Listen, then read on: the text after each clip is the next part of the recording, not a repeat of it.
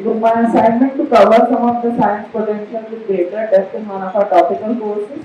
Swarnim recently was asked to contribute a paragraph on how his expertise or the field that he works in might benefit from space days.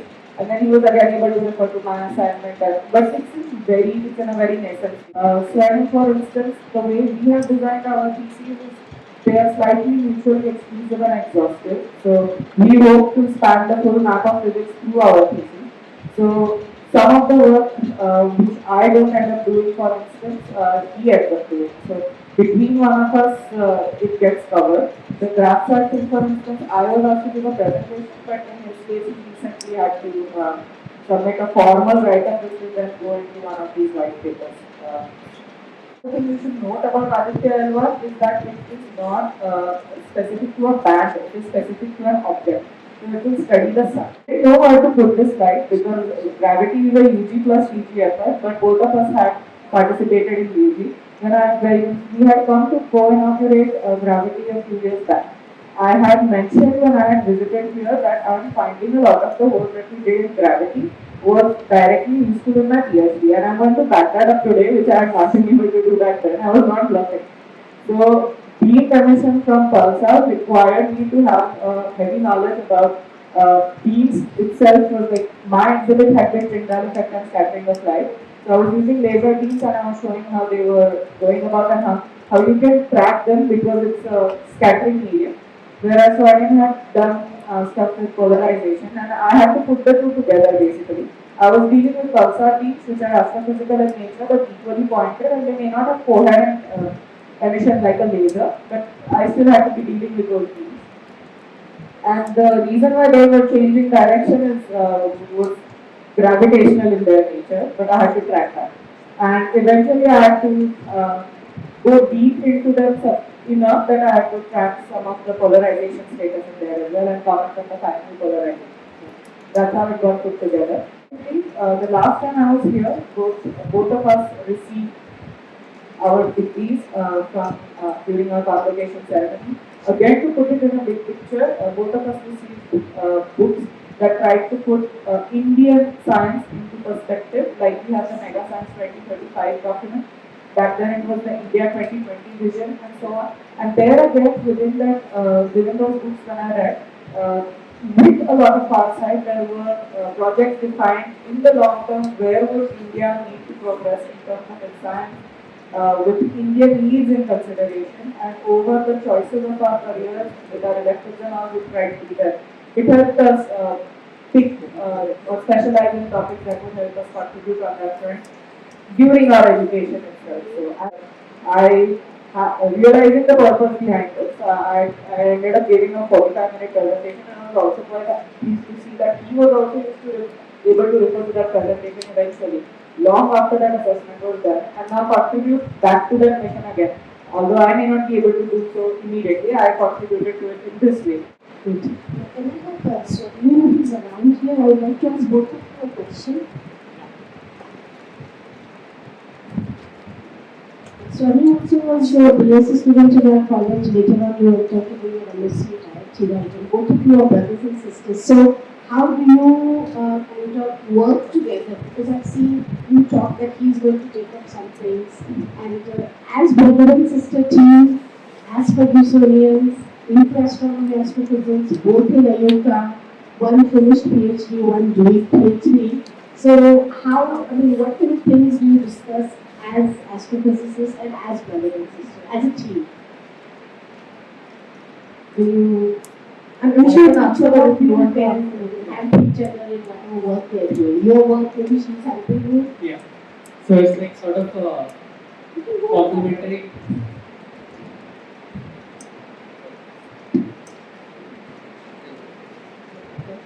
So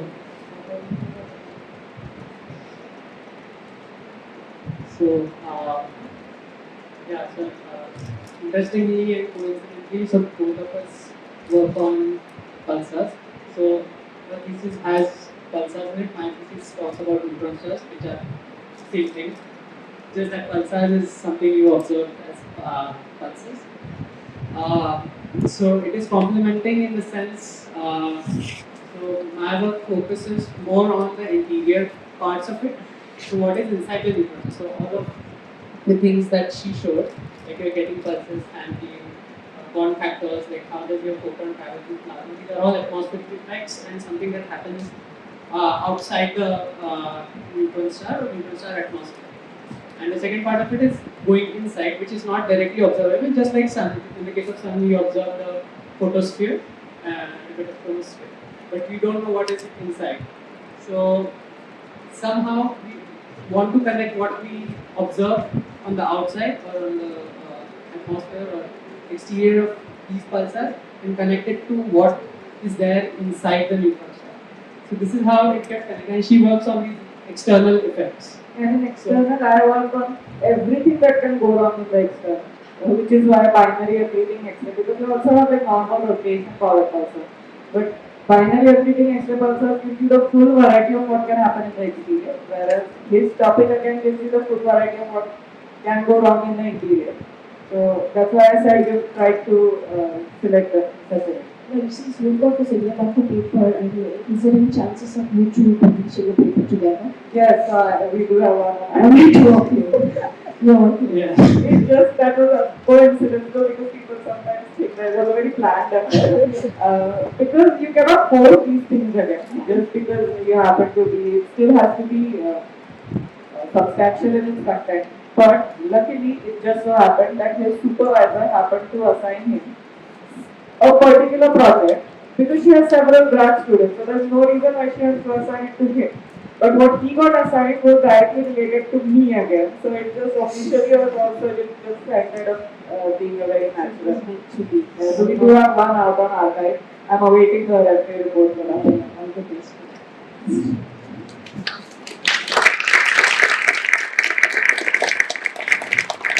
Just because you asked on the UG PG fact as well, I just felt that extra sense of responsibility as alumnus again.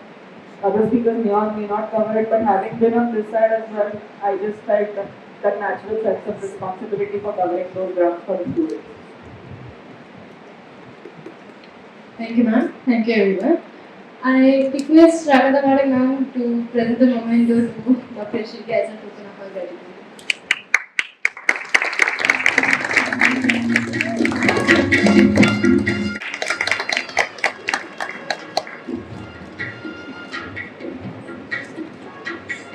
हे मागच्या वर्षीच्या science day मधला एक slide आहे. माझ्या भावाने तेव्हा talk दिला होता आणि तेव्हा त्यांनी वैश्विक संग्रहालय असा त्याचा विषय होता, ज्याच्यामध्ये त्यांनी विश्वातले वेगवेगळे वस्तू आपल्याला जे दिसतात ते एक 15 ते 20 मिनिटांमध्ये सांगितले होते.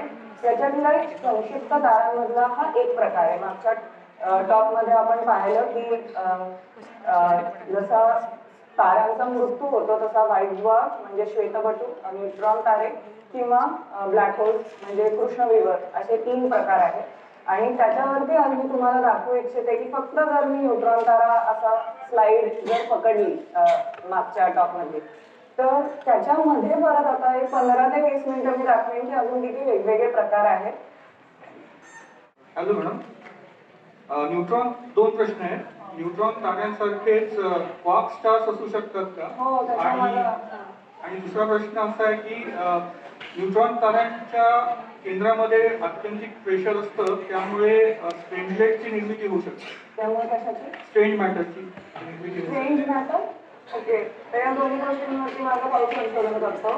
मी जे माझ्याशी दाखवलं आणि म्हणजे हेच प्रश्न आहेत ते त्याच्यात थिसिस प्रपोजल मध्ये होते बेसिकली. न्यूट्रॉन्स आपण न्यूट्रॉन्स आहेत, पण न्यूट्रॉन नच असण्याची गरज नाही. तर त्याच्यामध्ये वेगवेगळ्या प्रकारचे तुम्ही क्वार्क सांगितलं, तसंच स्ट्रेंज मॅटर असेल तर स्ट्रेंज स्टार. मी इथे जे कव्हर करणं टाळलं कारण मला खूप कन्फ्युज करायचं नव्हतं. पण डार्क स्टार्स म्हणून असतात की जर आतमध्ये डार्क मॅटर आलं तर काय. त्याच्यानंतर हायड्रॉन्स, लेप्टॉन्स अशा भरपूर प्रकारचे. आणि न्यूट्रॉन स्टार मध्ये जे आपल्याला द्रव्य दिसतं बरं, आपण ज्याला आपण सॉलिड लिक्विड गॅस असं जे म्हणतो, त्यात व्यतिरिक्त प्लाझ्मा पण असतो.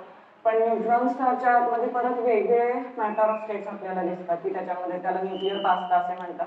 आणि त्याचे परत वेगवेगळे प्रकार आहेत आणि जसं आपण खोल जातो आणि म्हणूनच आम्हाला हा विषय खूप आवडतो, पण त्याच्यामध्ये खूप खूप खोलामध्ये जाता येतं आणि सगळं काही पॉसिबल आहे. म्हणजे असं कुठलाही विषय सुटला असं होत नाही, सगळं सापडतं त्या न्यूट्रॉन स्टार मध्ये. सो हा जो पहिला वाला पार्ट आहे, ज्याच्यामुळे मी तो मधला डायग्राम पण दाखवली. मी उजवीकडे जे पल्सार तारे आहेत त्यांच्याबद्दल बरंच काही कव्हर करण्याचा प्रयत्न केला माझ्या पीएचडी मध्ये. आणि माझा भाऊ जो आहे त्यांनी न्यूट्रॉन स्टार वरती बरंच काही आता त्याच्यामध्ये जे आतल्या भागामध्ये वेगवेगळे कॉम्बिनेशन पॉसिबिलिटी तुम्ही म्हटला ते तो करतोय. तर त्याची होण्यात आहे पीएचडी. तर तुला उत्तर द्यायचं असेल तर देऊ शकतो. हॅलो. तर न्यूट्रॉन स्टार हा खूप कॉम्पॅक्ट आहे आणि त्याच्यातलं आतलं वस्तुमान जरी तेवढंच असलं, कॉम्पॅक्ट असल्यामुळे त्याची जी डेन्सिटी आहे खूप त्याच्या मध्यभागात जी आहे ती खूप जास्त वाटते. तर असा हा हायपोथेसिस आहे की आपल्याला अजून तिथे काय आहे ते आपल्याला अजून माहीत नाही आहे. तर त्याच्यातली एक जे असू शकतं ते म्हणजे क्वार्क स्टार. जर ते डेन्सिटी एका लिमिटच्याहून जास्त जर झाली तर न्यूट्रॉन्सच्या आत किंवा न्यूट्रॉन्स जे आहेत ते परत क्वार्क्सनी बनलेले आहेत. त्याच्याहून छोटासा कण बेसिकली आपण जे म्हणतो, तर ते बाहेर पडू शकतात न्यूट्रॉनच्या आणि मग त्याला आपण हायब्रिड स्टार, म्हणजे त्याच्या आत जे आहेत क्वार्क्स ते बाहेर पडतात, त्याला आपण हायब्रिड स्टार किंवा क्वार्क स्टार म्हणतो. आणि ह्याचेच छोटे छोटे जर त्या क्वार्क्सचे त्याला स्ट्रेंज क्वार्क म्हणून पण असतं त्याचे जर काही कण बाहेर पडले न्यूक्लियस सारखे क्लस्टर्स त्या क्वार्क मॅटरचे, तर त्याला आपण स्ट्रेंजलेट म्हणतो. आणि ते ज्याच्यातनं पण पास होतात तर ते त्याला जी कुठली वस्तू त्याच्या आढळेल त्याला परत स्ट्रेंज मॅटरमध्ये कन्वर्ट करून टाकेल. सो थोडंसं भीतीदायक पण आहे, पण अजून त्याचं असं कुठलं आपल्याला सापडलेलं नाही आहे. तर मोस्टली थिअरीमध्ये आहे आत्ता. आणि मगाशी एकाने विचारलं किलोनोव्हा आणि सुपरनोव्हा मध्ये काय फरक आहे. तर किलोनोव्हाचं मध्ये स्पेशल त्याच्यामुळे त्याच्यामध्ये जास्त लोकांमध्ये इंटरेस्ट तयार होतो, कारण किलोनोव्हा मध्ये जर 2 न्यूट्रॉन तारे एकामेकांशी आढळून ते फुटणार असतील आणि त्याच्यामधनं गुरुत्वीय लहरी निर्माण होणार असेल, तर परत जेव्हा ते फुटतात तेव्हा आतमध्ये काय जे असेल ते एकदम थोडंसं बाहेर फेकल्यासारखं होऊ शकतं. त्याच्यामुळे तेव्हाच आपल्याला आतमध्ये काय याचं थोडंसं कल्पना येऊ शकते. त्याच्यामुळे त्यात जसं मी क्ष किरणांबरोबर काम केलं तसं ह्याचं काम बरंचसं थोडंसं गुरुत्वीय लहरींकडे जातं, कारण त्यांचा वापर करून आपण आतमध्ये काय आहे थोडंसं बोलू शकतो. एक शेवटचा प्रश्न विचारते. तू ह्या फील्डमध्ये येण्यासाठी म्हणजे कशी प्रवृत्त झालीस आणि लहानपणापासून तू कसं स्वतःला ट्रेन केलंस की मला ॲस्ट्रोफिजिक्स किंवा कॉम्पॅक्ट ऑब्जेक्ट्स या विषयामध्ये हळूहळू तुला डेव्हलप झाली असेल, तर त्या जर्नीबद्दल क्विकली सांगतो. ओके. तर माझं असं खूप आधीपासून नव्हतं की मला हेच करायचं आहे. मी थोडंसं मला सगळे विषय आवडायचे आणि म्हणून मला काय माहिती की आता ह्याच्यातलं कुठलं घ्यायचं. माझे क्लास टीचर्स वगैरे मग म्हणायचे, मला असं वाटायचं मी गोंधळले बहुतेक. तर मग मी जेव्हा विचारलं तेव्हा ते म्हणायचे तुला आवडतं तर घे, आणि मी म्हणायचं मला सगळंच ठीक वाटतं मग तसं. पण मग एक एक करत मग थोडंसं माझ्या भावाला जो इंटरेस्ट होता तसं घेतलं कधी, मग थोडंसं. पण मी थोडंसं पार्शल आहे न्यूट्रॉन स्टार आणि पल्सार्सना, कारण मला हे एकदा समजलं की मग बाकीच्या सगळ्यांचं पण समजायला मग थोडं सोपं जातं. आणि त्यांचेच ते विविध प्रकार वगैरे आणि मग मला कायम पडायचं की एवढे प्रकार आहेत त्यांच्यामध्ये, तर मग ते एका विषयामध्ये मग मी ते सगळं थोडासा टच राहतं आपलं, म्हणून हा विषय निवडला. आणि मी पल्सार घेतला आणि मग त्यांनी न्यूट्रॉन स्टार घेतला. त्याच्यामुळे आता माझं म्हणणं आहे की आमच्या दोघांच्या थिसिसमध्ये मला सगळंच मिळून जाईल. इन्स्पायरिंग होतं.